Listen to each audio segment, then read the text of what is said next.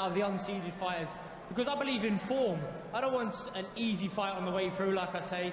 I knew Jamie would ask questions. I knew he was tough. I mean, I trained alongside him 10, 12 years ago. I know what Jamie's about. So this, as I say, I talk about the form I'm in. Tremendous form going into the tournament. Another fantastic win under my belt. And roll on to the next dude, whoever that is. We'll come on to that. Just sum up the way you finished it. Is that one of the best shots you've thrown? Well, I was landing big body shots on Jamie the whole night, but I knew he was a fit guy, so I knew his powers of recovery were good. In the end, I think it was a right hook to the body, really slashed through. It's a crippling shot. I don't blame him for not getting up. Since working with Shane McGuigan, I've had 4 stoppages, but 3 with body shots, so don't give me a target to the body, because I'm going to take advantage and you might not get up, you know? Let's bring in Shane as well for a word, your trainer. Just sum up that ending. Oh, it was a great shot, you know. George's got very heavy hands. We've been placing on, you know, that body shot when he falls and commits to himself. It commits over the front foot and just bring it up the middle. And George, he got a little bit ragged early on, but, you know, Jamie's a rough and tough sort of character, but he settled him, and then once he settled him, he got the measure of him, he started bringing it up, and, you know, it was a perfect shot. And how important was it for you, after seeing Chris Eubank Jr.'s explosive finish last week, to do the same? It doesn't matter. I mean, the fans can enjoy it, but Eubank, we've shared a ring enough times. He's been one of my sparring partners over the years. He knows what I'm all about. I know what Chris is about. I made a big factor of the size in the build-up to this. I felt Jamie is a world-class middleweight, but he wasn't going to beat me at super middleweight. The same can now be said for Chris Eubank. He's just not big enough. Well, let's bring in Chris Eubank Jr., because next it is Eubank Jr. versus George Groves. Chris, your verdict tonight? It was a good fight. He did what he had to do to win. No cuts, not too many cuts and bruises, so it looks like we're on for January. I'm excited. Were you impressed by the finish? He did what he had to do. It was a nice little body shot. Jamie Cox, respect to him. He came out here and he put on a hell of a show. Groves, like I said, I think he just got a little bit more experienced, timed his shots right.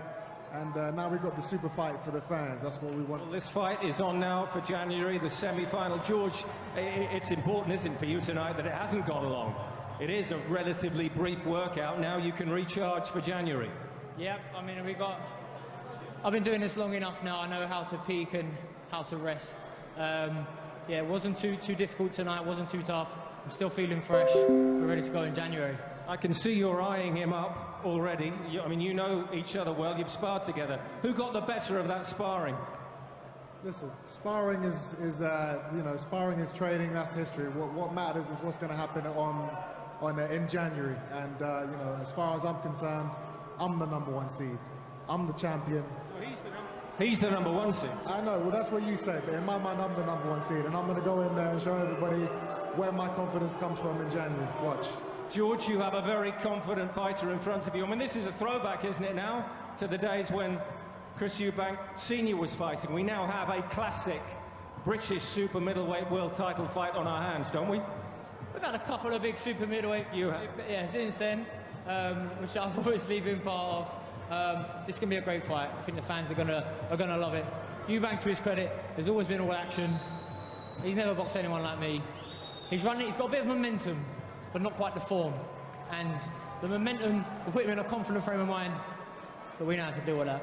That is true, isn't it, Chris? You've not been in with the quality of performer that George has. Not in a professional ring, no. In sparring I have, and obviously I know what happened in those instances. But like I said, that's in the past. Now we have an opportunity here to put on a mega fight in Britain with the belts on the line for the Muhammad Ali trophy. I can't wait. It's going to be epic. Calla, just a brief word, if we can, please, with Calla Sauerland. You have the fight, I think, that you wanted in terms of the seeding, in terms of British fighting now. Any idea where it might be? Well, being Britain, it's the fight I think everyone wanted. It's a super fight. It's a mega fight. You call it what you want. It's going to be explosive. The build-up's going to be huge, and we're going to find the right platform to do it. It will be January, February. It will be in Britain. I'm not going to say if it's indoors or outdoors, but it will be somewhere big. Thank you very much, Calla. Well done tonight to George Groves. We look forward to a fight with Chris Eubank Jr. in January or February. Thank you very much, gentlemen.